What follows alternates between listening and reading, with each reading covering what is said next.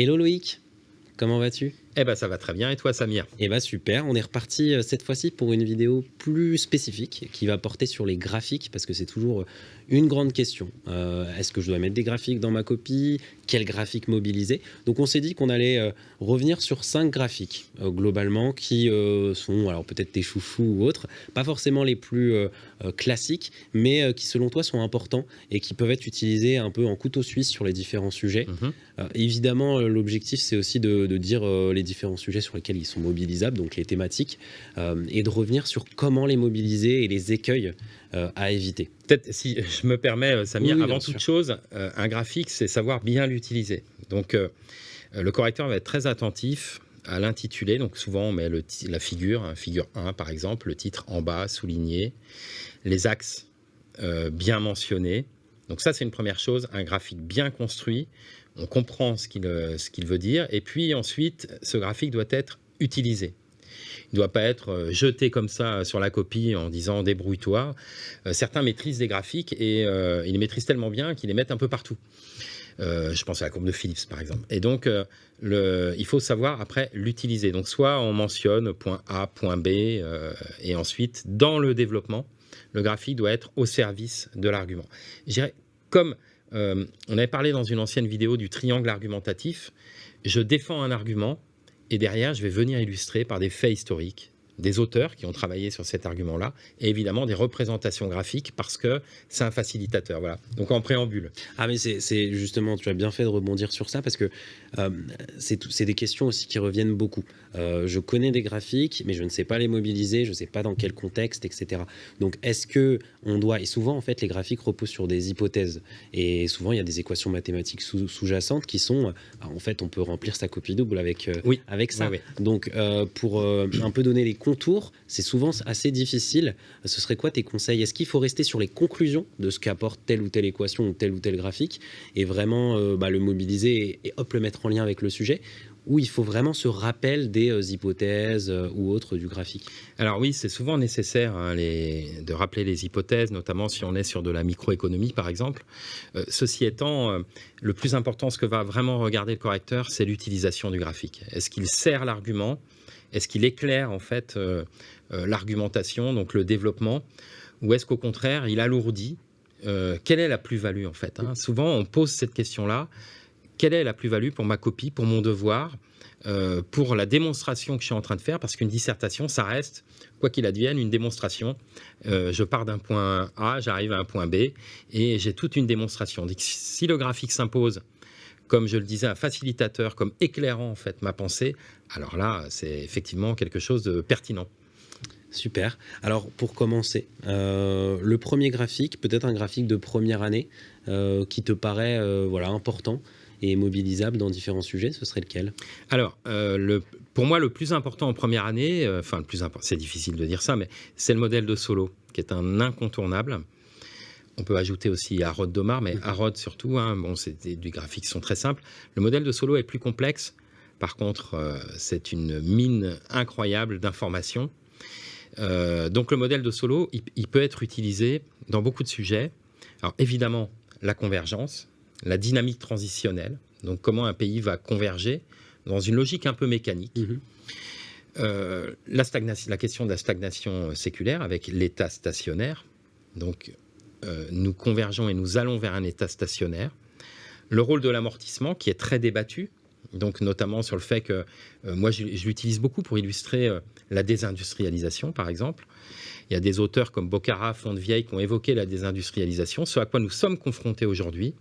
On a suraccumulé et il arrive, je prends souvent l'exemple d'ailleurs d'une famille qui va suraccumuler, avoir 4, 5, 6 voitures et qui à la fin ne peut plus les entretenir. Donc il va être obligé de désinvestir.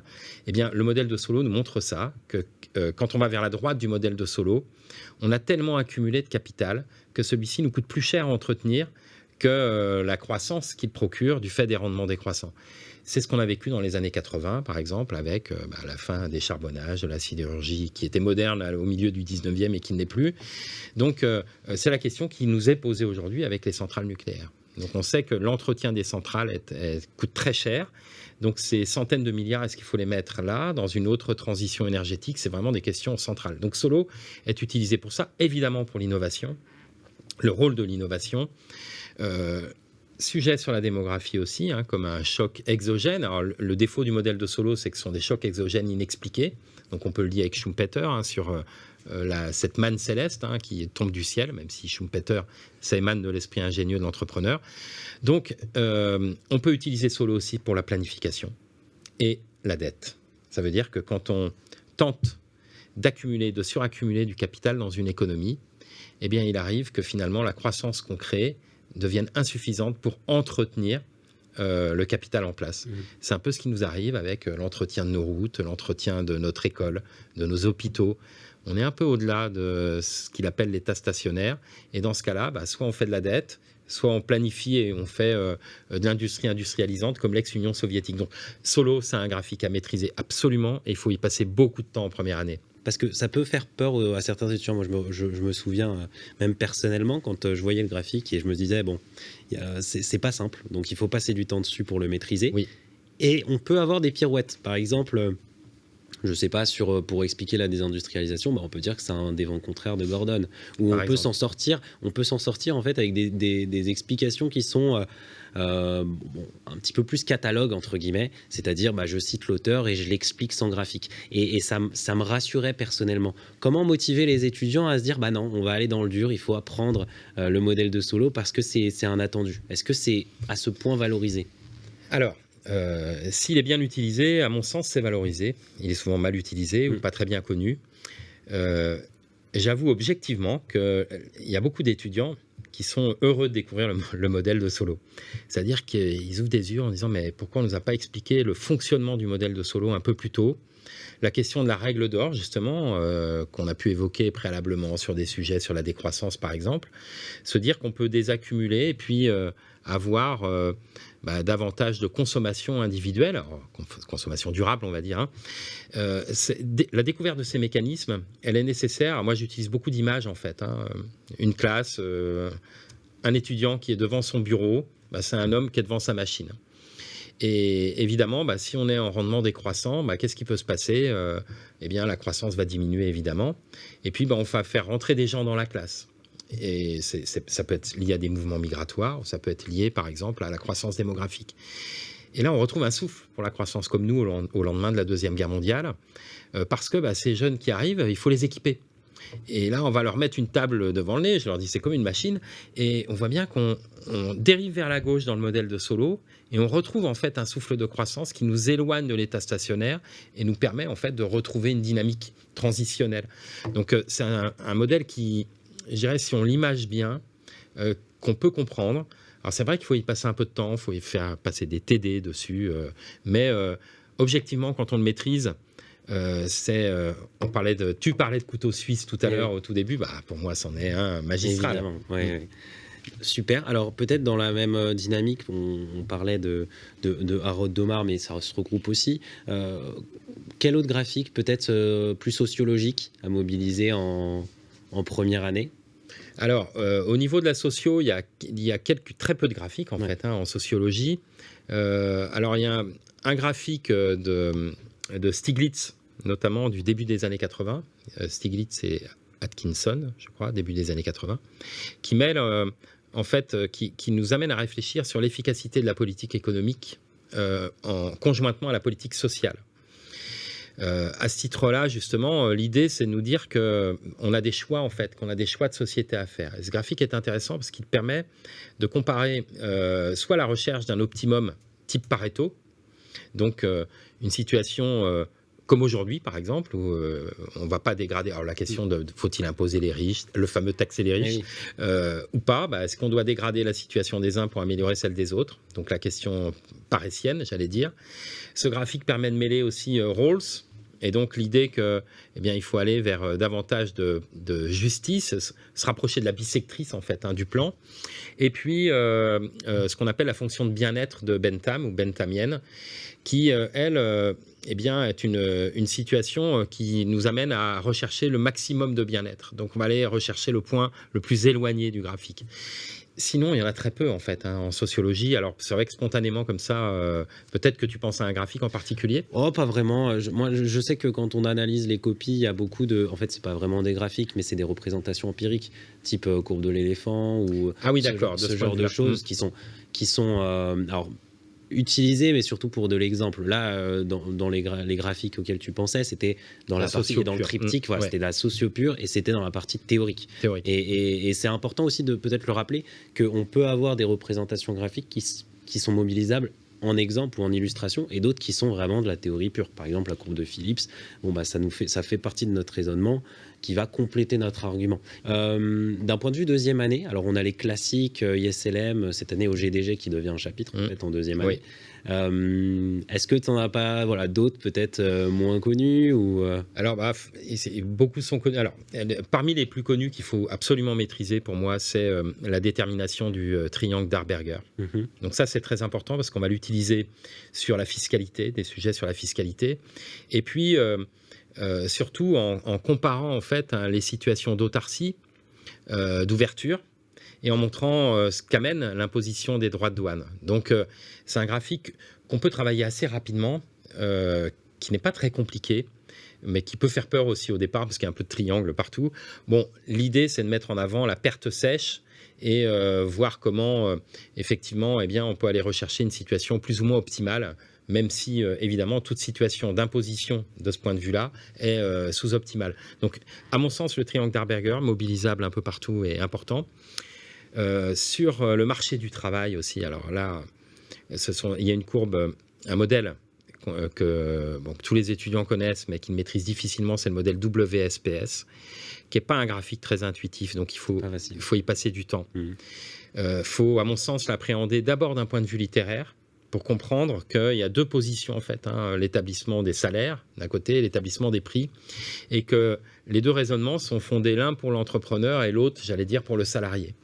Donc faire une approche littéraire sur ce graphique-là, et ensuite en comprendre les tenants et aboutissants par la construction. Si on ne comprend pas ce graphique-là, il est très difficile, c'est pas encore tombé cette année, mais on attend quand même un jour ou l'autre un sujet sur le chômage. Et on dépasse à travers ça le paradigme traditionnel et on est plus dans la détermination du chômage d'équilibre. Et souvent on le couple d'ailleurs avec le modèle d'appariement beveridgien. Alors c'est Mortensen, Pissarrid, bref. Donc là aussi c'est un graphique qui est pas compliqué du tout, qui met en relation les emplois vacants et le taux de chômage. Et donc on montre que, et ça permet d'expliquer, alors ce sont des graphes qui sont très pragmatiques, parce que ça permet, moi je les utilise beaucoup, quand on fait l'Europe par exemple, et quand on fait évidemment à la recherche du chômage d'équilibre, pour comprendre la politique actuelle qui vise à flexibiliser, à faire en sorte le fameux des emplois, il y en a plein de l'autre côté de la rue. Eh bien, c'est l'idée qu'on valide ou pas, on n'est pas là pour parler de ça, mais c'est vrai que la notion d'emploi vacant est une notion assez importante pour comprendre le taux de chômage actuellement. Pour rebondir sur WSPS, pour les grands 3, c'est génial. Et ça fait la synthèse aussi du chômage type classique, chômage keynésien. Et évidemment qu'il faut passer du temps dessus. Sur tous ces graphiques-là, qui sont des graphiques avec alors, c'est compliqué à comprendre, mais une fois qu'on a compris, après, c'est peut-être aussi compliqué à retranscrire. Ce serait quoi tes conseils pour les retranscrire à l'écrit ? Alors moi, je peux donner mon avis. Pour ma part, je travaillais à l'écrit, en fait, une restitution sur la conclusion à donner sur ces différents graphiques. Et comme ça, en fait, j'avais même pas à réfléchir le jour J et je l'adaptais au sujet parce que j'ai compris, en fait, la conclusion sur ce chapitre et j'ai compris finalement, sur ce graphique, et j'ai compris les tenants, les aboutissants et finalement ce que je peux en donner. Et le fait alors moi c'était moins intuitif de le faire directement en live sur les sujets, donc je le faisais en amont. Et est-ce que ce travail en amont, selon toi, est important ? Ah oui, je pense que c'est un très bon conseil que tu donnes. L'idée ici, c'est effectivement, alors certains font des petits paragraphes, par exemple, explicatifs. L'idée, c'est d'avoir le graphique et se dire quels sont les leviers sur lesquels je vais pouvoir le mobiliser. Donc quel type de sujet par exemple, mais ensuite comment le mobiliser. Alors s'entraîner à rédiger, de toute façon, c'est toujours positif pour un étudiant. Donc faire un petit paragraphe pour dire voilà ce que j'en ai retenu, éventuellement, moi ça m'arrive souvent, le faire valider par le professeur, Est-ce que monsieur, madame, j'ai bien compris le WSPS, si je le formule tel quel, est-ce que ça passe? Oui. Et après, avec l'entraînement, évidemment, la restitution sera d'autant plus facile parce que ça boucle un peu ce qu'on a dit au départ, mais un graphique, il est là pour être utilisé et éclairer en fait la pensée et le cheminement. Pour terminer, une copie avec graphique, une copie sans graphique, c'est des points bonus au concours, c'est valorisé.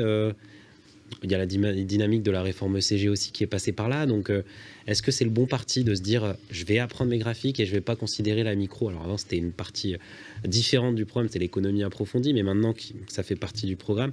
Est-ce que tu conseilles aux étudiants de le prendre à bras le corps et de se faire un peu violence? Oui, alors il faut se faire violence. Ça valorise inévitablement, et tant mieux, une copie. Ceci étant, il faut, comme je le disais au départ, que le graphique soit vraiment ad hoc, et qu'il soit bien maîtrisé. Je pense à la courbe de Phillips, entre quelqu'un qui va évoquer le stop and go, par exemple, les politiques discrétionnaires, et montrer la courbe de Phillips de court terme. Quelqu'un qui saura la mobiliser dans la verticalisation à travers les anticipations adaptatives, puis rationnelles, pour justifier en fait de la politique de la règle. Là, évidemment, il y a des leviers d'analyse qui sont où on passe un cap. Et dans une copie, c'est forcément valorisé à partir du moment où la verticalisation, par exemple, de la courbe de Phillips, un sujet qu'on ne s'interdira pas d'avoir dans quelques années, on ne sait jamais, la courbe de Phillips a-t-elle disparu?